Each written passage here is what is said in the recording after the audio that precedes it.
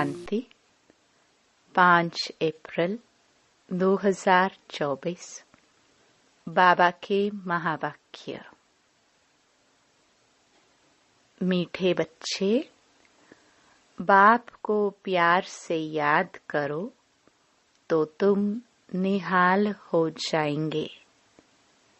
नजर से निहाल होना माना विश्व का मालिक बनना। प्रश्न। नजर से निहाल किंदा स्वामी सतगुरु, इसका वास्तविक अर्थ क्या है? उत्तर। आत्मा को बाप द्वारा जब तीसरी आंख मिलती है और उस आंख से बाप को पहचान लेती है तो निहाल हो जाती, अर्थात सद्गति मिल जाती है। बाबा कहते, बच्चे देही अभिमानी बन, तुम मेरे से नजर लगाओ, अर्थात मुझे याद करो और संग तोड़ एक मेरे संग जोड़ो तो बेहाल अर्थात कंगाल से निहाल अर्थात साहूकार बन जाएंगे। ओम शांति। मीठे मीठे रूहानी बच्चे किसके पास आते हैं? रूहानी बाप के पास। समझते हो, हम शिव बाबा के पास जाते हैं। यह भी जानते हैं शिव बाबा सब आत्माओं का बाप है। यह भी बच्चों को निश्चय चाहिए कि वह सुप्रीम टीचर भी है तो सुप्रीम गुरु भी है। सुप्रीम को परम कहा जाता है, उस एक को ही याद करना है। नजर से नजर मिलाते हैं। गायन है नजर से निहाल किंदा स्वामी सतगुरु। उनका अर्थ चाहिए, नजर से निहाल किसको? जरूर सारी दुनिया के लिए कहेंगे, क्योंकि सर्व का सद्गति दाता है। सर्व को इस पतित दुनिया से ले जाने वाला है। अब नजर किसकी? क्या यह आंखें? नहीं, तीसरी आंख मिलती है ज्ञान की, जिससे आत्मा जानती है यह हम सभी आत्माओं का बाप है। बाप आत्माओं को राय देते हैं कि मुझे याद करो। बाप आत्माओं को समझाते हैं, आत्माएं ही पतित तमो प्रधान बनी है। अब यह तुम्हारा 84वां जन्म है। यह नाटक पूरा होता है। पूरा होना भी चाहिए जरूर। हर कल्प पुरानी दुनिया से नई बनती है, नई सो फिर पुरानी होती है। नाम भी अलग है। नई दुनिया का नाम है सतयुग। बाप ने समझाया है, पहले तुम सतयुग में थे, फिर पुनर्जन्म लेते 84 जन्म बिताए। अब तुम्हारी आत्मा तमो प्रधान बन गई है। बाप को याद करेंगे तो निहाल हो जाएंगे। बाप सम्मुख कहते हैं, मुझे याद करो। मैं कौन? परमपिता परमात्मा। बाप कहते हैं, बच्चे देही अभिमानी बनो। देह अभिमानी नहीं बनो, आत्म अभिमानी बन। तुम मेरे में नजर लगाओ तो तुम निहाल हो जाएंगे। बाप को याद करते रहो, इसमें कोई तकलीफ नहीं। आत्मा ही पढ़ती है, पाठ बजाती है, कितनी छोटी है। जब यहाँ आते हैं तो 84 जन्मों का पाठ बजाते हैं। फिर वही पाठ रिपीट करना है। 84 जन्मों का पाठ बजाते आत्मा पतित बन पड़ी है। अब आत्मा में कुछ भी दम नहीं रहा है। अब आत्मा निहाल नहीं, बेहाल अर्थात कंगाल है। फिर निहाल कैसे बने? यह अक्षर भक्ति मार्ग के हैं, जिस पर बाप समझाते हैं। वेद शास्त्र चित्रों आदि पर भी समझाते हैं।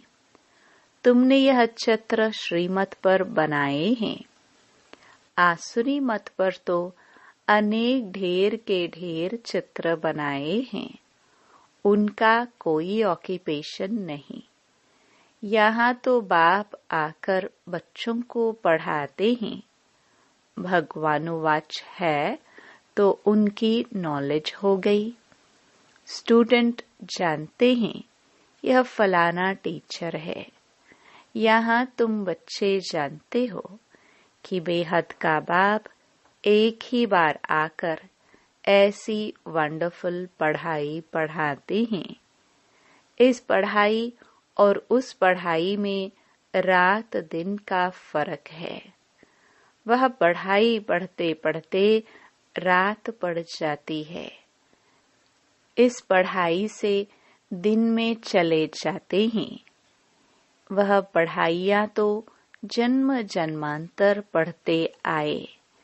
इसमें तो बाप साफ बतलाते हैं कि आत्मा जब पवित्र होगी तब धारणा होगी। कहते हैं शेरनी का दूध सोने के बर्तन में ही ठहरता है।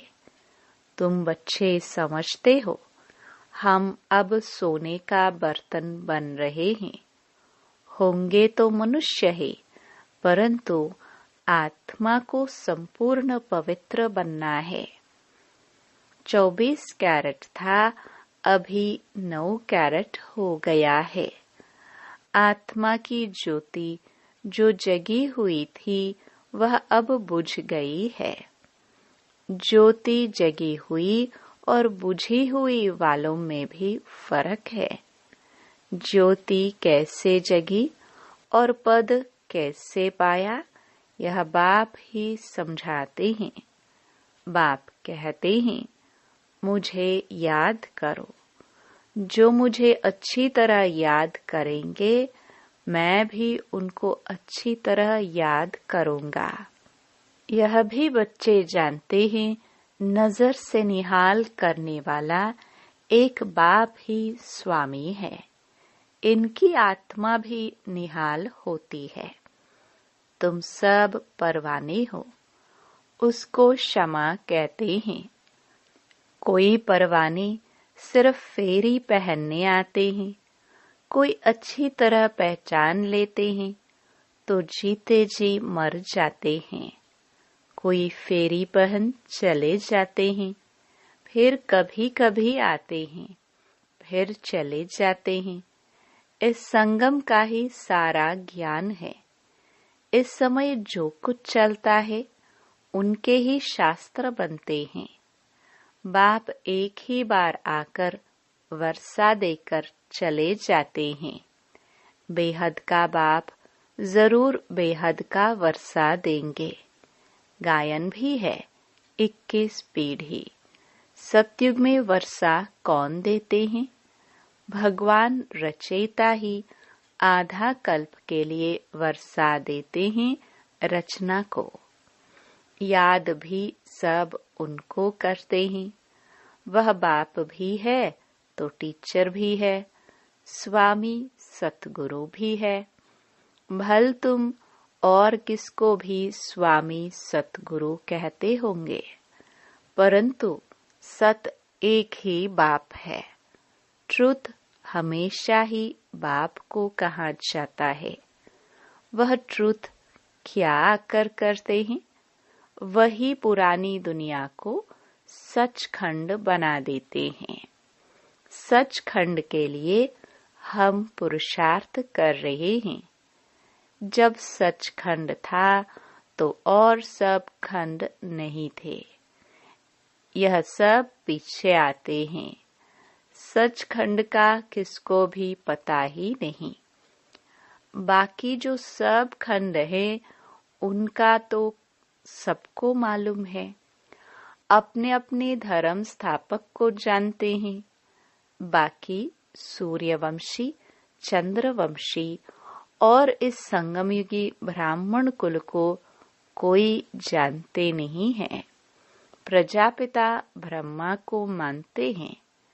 कहते हैं हम ब्राह्मण ब्रह्मा की औलाद है, परंतु वह है कुख वंशावली, तुम हो मुख वंशावली। वह है अपवित्र, तुम मुख वंशावली हो पवित्र। तुम मुख वंशावली बन फिर चीची दुनिया रावण राज्य में चले जाते हो। वहां रावण राज्य होता नहीं। अब तुम चलते हो नई दुनिया में। उनको कहते हैं वॉइसलेस वर्ल्ड। वर्ल्ड ही नई और पुरानी होती है। कैसे होती है यह भी तुम जान गए हो। दूसरा तो कोई की बुद्धि में नहीं है। लाखों वर्ष की बात को कोई जान भी न सके। यह तो थोड़े समय की बात है। यह बाप बैठ बच्चों को समझाते हैं। बाप कहते हैं मैं आता ही तब हूँ जब खास भारत में धर्म ग्लानि होती है। दूसरी जगह तो किसको पता ही नहीं कि निराकार परमात्मा क्या चीज है। बड़ा बड़ा लिंग बनाकर रख दिया है। बच्चों को समझाया है आत्मा का साइज कभी छोटा बड़ा नहीं होता है। जैसे आत्मा अविनाशी है वैसे बाप भी अविनाशी है। वह है सुप्रीम आत्मा। सुप्रीम माना वह सदैव पवित्र और निर्विकारी है। तुम आत्माएं तो निर्विकारी थी। दुनिया भी निर्विकारी थी। उनको कहाँ ही जाता है संपूर्ण निर्विकारी। नई दुनिया फिर जरूर पुरानी होती है। कला कम होती जाती है। 2 कला कम चंद्रवंशी राज्य था। फिर दुनिया पुरानी बनती जाती है। पीछे और खंड आते जाते हैं। उनको कहा जाता है बाय प्लॉट, परंतु मिक्सअप हो जाते हैं। ड्रामा प्लान अनुसार जो कुछ होता है वह फिर रिपीट होगा। जैसे बौद्धियों का कोई बड़ा आया, कितनों को बौद्ध धर्म में ले गया, धर्म को बदला दिया। हिंदुओं ने अपना धर्म आपे ही बदला है, क्योंकि कर्म भ्रष्ट होने से धर्म भ्रष्ट भी हो पड़े हैं। वाम मार्ग में चले गए हैं।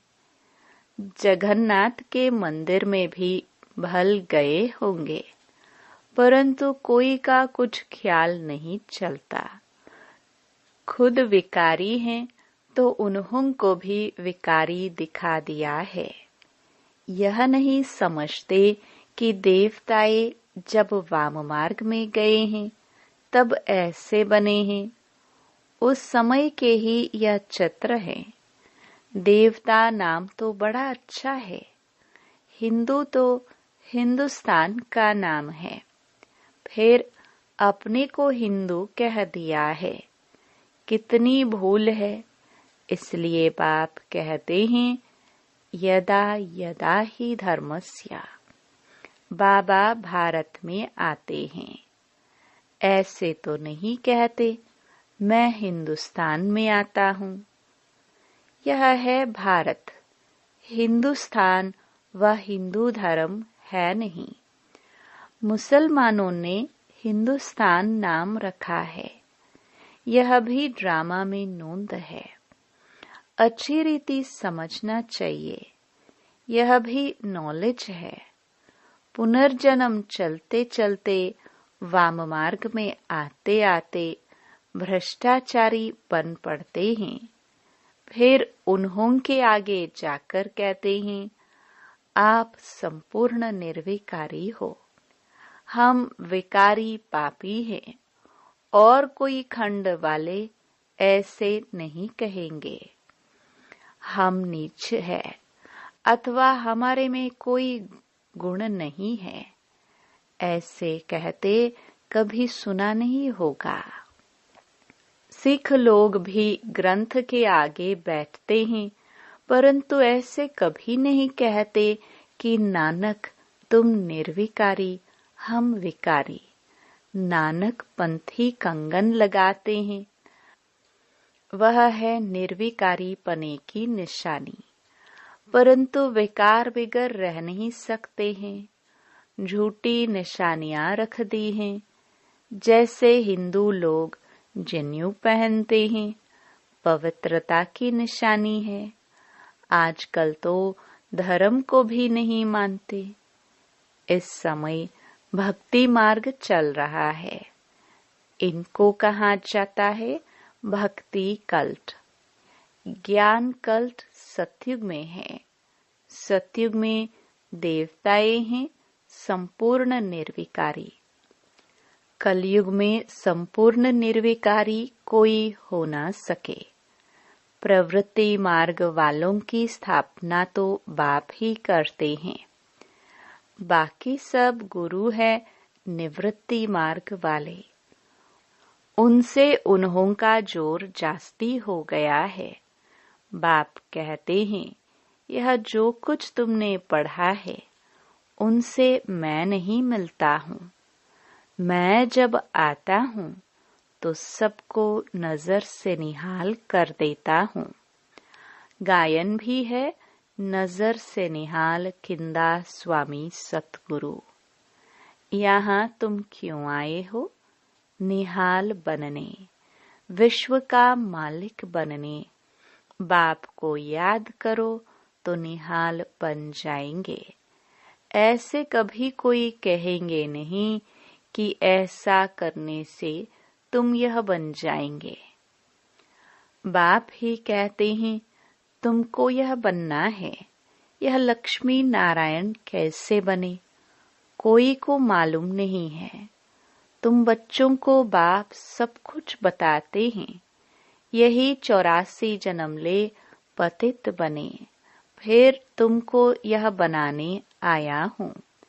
बाप अपना परिचय भी देते हैं तो नजर से निहाल भी करते हैं।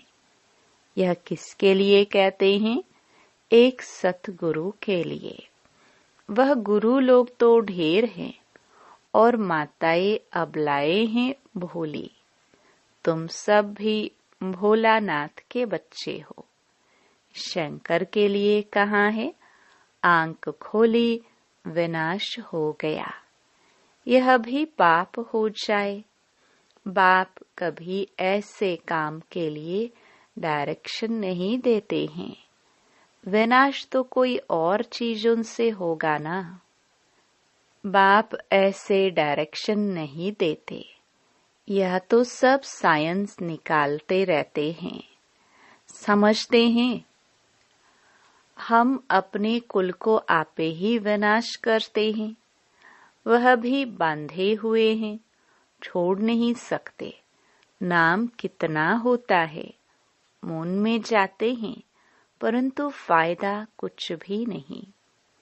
मीठे मीठे बच्चे, तुम भी बाप से नजर लगाओ अथवा हे आत्माएं, अपने बाप को याद करो तो निहाल हो जाएंगे। बाबा कहते हैं, जो मुझे याद करते हैं, मेरे लिए सर्विस करते हैं, मैं भी उनको याद करता हूँ तो उनको बल मिलता है। तुम यहाँ सब बैठे हो, जो निहाल हो जाएंगे वही राजा बनेंगे। गायन भी है और संग तोड़ एक संग जोड़ो। एक है निराकार, आत्मा भी निराकार है। बाप कहते हैं मुझे याद करो। तुम खुद कहते हो हे पतित पावन। यह किसको कहा? ब्रह्मा को, विष्णु को, शंकर को नहीं। पतित पावन तो एक है, वह सदैव पावन ही है। उनको कहा जाता है सर्वशक्तिमान। बाप ही सृष्टि के आदि मध्य अंत की नॉलेज सुनाते हैं और सब शास्त्रों को जानते हैं। वह सन्यासी शास्त्र आदि पढ़कर टाइटल लेते हैं। बाप को तो पहले ही टाइटल मिला हुआ है, उनको पढ़कर थोड़े ही लेना है। अच्छा, मीठे मीठे सिखिलदे बच्चों प्रति मात पिता बाप दादा का याद प्यार और गुड मॉर्निंग। रूहानी बाप की रूहानी बच्चों को नमस्ते। धारणा के लिए मुख्य सार। पहला, क्षमा पर जीते जी मरने वाला परवाना बनना है, सिर्फ फेरी लगाने वाला नहीं। ईश्वरीय पढ़ाई को धारण करने के लिए बुद्धि को संपूर्ण पावन बनाना है। दूसरा, और सब संग तोड़ एक बाप के संग में रहना है। एक की याद से स्वयं को निहाल करना है। वरदान, दिल की महसूसता से दिलाराम की आशीर्वाद प्राप्त करने वाले स्व परिवर्तक भव। स्व को परिवर्तन करने के लिए दो बातों की महसूसता सच्चे दिल से चाहिए। एक, अपनी कमजोरी की महसूसता। दो, जो परिस्थिति व व्यक्ति निमित्त बनते हैं उनकी इच्छा और उनके मन की भावना की महसूसता। परिस्थिति के पेपर के कारण को जान स्वयं को पास होने के श्रेष्ठ स्वरूप की महसूसता हो कि स्वस्थिति श्रेष्ठ है, परिस्थिति पेपर है। यह महसूसता सहज परिवर्तन करा लेगी और सच्चे दिल से महसूस किया तो दिलाराम की आशीर्वाद प्राप्त होगी। स्लोगन, वारिस वह है जो एवर रेडी बन हर कार्य में जी हजूर हाजिर कहता है। ओम शांति।